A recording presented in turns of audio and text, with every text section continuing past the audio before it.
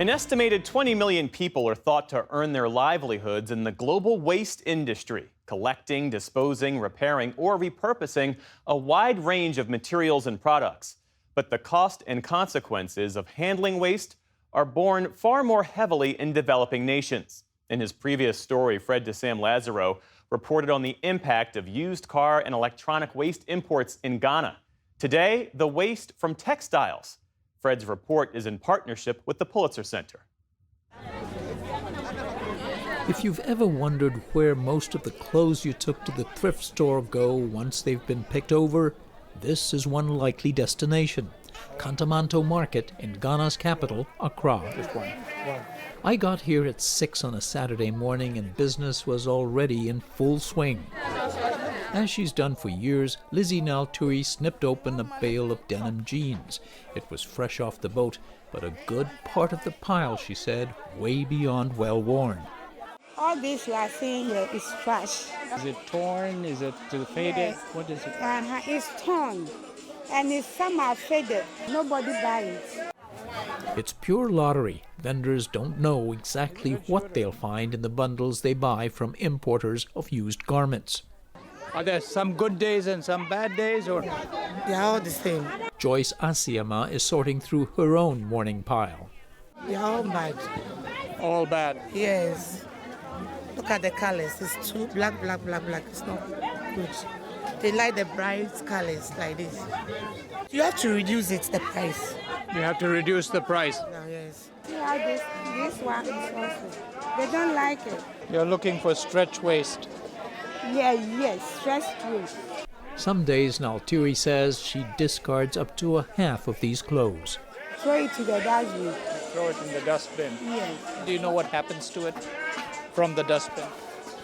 Sometimes people will go and use it to set fire. As fuel. Yeah, it's like fuel, yeah. Fuel for some of the fires at a vast dump site where electronic waste is incinerated to recover metals like copper. But much of the textile waste lands up in lagoons and waterways leading into the Atlantic Ocean, which sends a lot of it right back to shore. The biggest problem we have is rubbish. 34-year-old fisherman Rahman Bachwaye told us the nets cast from boats here gather a lot of rubbish alongside fish.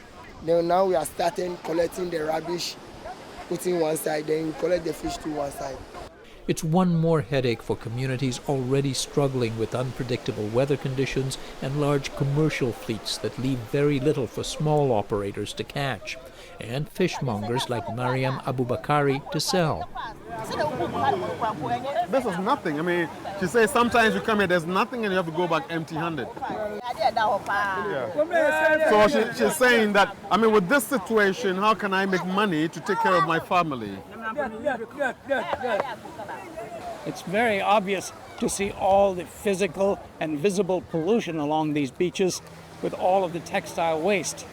What's less visible, but equally as consequential, is the sheer volume of microplastics and synthetic fibers that is in all this waste, stuff that will never biodegrade.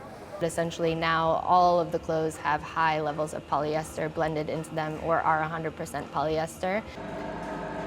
Liz Ricketts started a non-profit here in 2011, attempting among various efforts to repurpose or upcycle waste, creating new garments or products like this fiberboard construction material. We talked a few days after my return from Ghana. Our team is removing an average of 20 tons of textile and plastic waste from the beach on a weekly basis. Every single week, that waste is replenished. Ricketts is American. She spent years in New York and London as a designer in an industry that she says has become a breathless, high-volume business. It went from 2 seasons a year to 5, with garments sewn cheaply in low-wage countries and marketed incessantly, she says. It's driven on this scarcity mindset that tells you that if you don't buy this thing right now, you are not going to fit in, or you are not going to have that second date, you know. Whenever we feel insecure, we're pulling up our phone and we're scrolling and seeing if there's something we want to buy. One result, a lot of excess is donated to thrift stores who sell perhaps 10% of it. and their excess is bought by middlemen exporters and winds up in countries like Ghana, which Ricketts says have almost no capacity to recycle. We're proud of what we're doing, but we're not delusional. There's no way that it can meaningfully scale if brands continue to overproduce, because we will just continue to be buried under a mountain of clothes.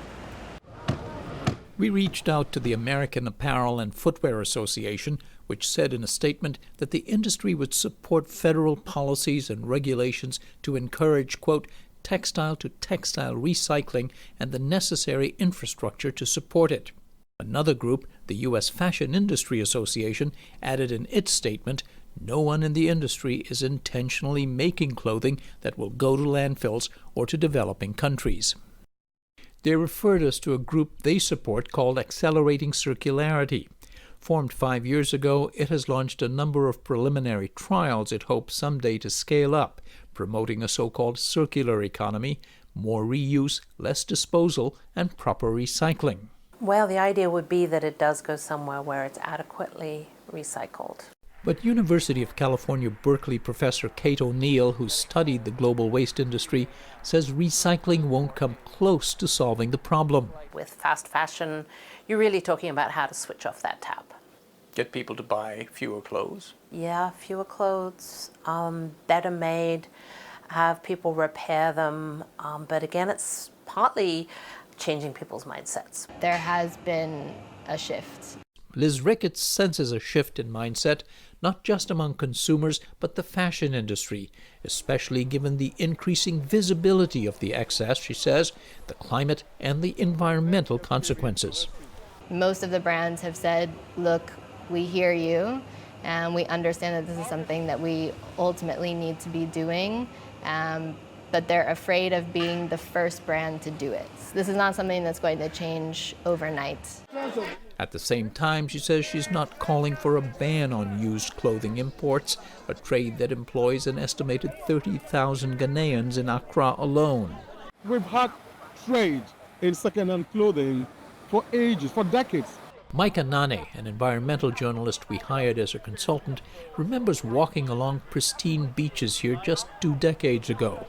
And like most Ghanaians, his family bought second-hand clothes.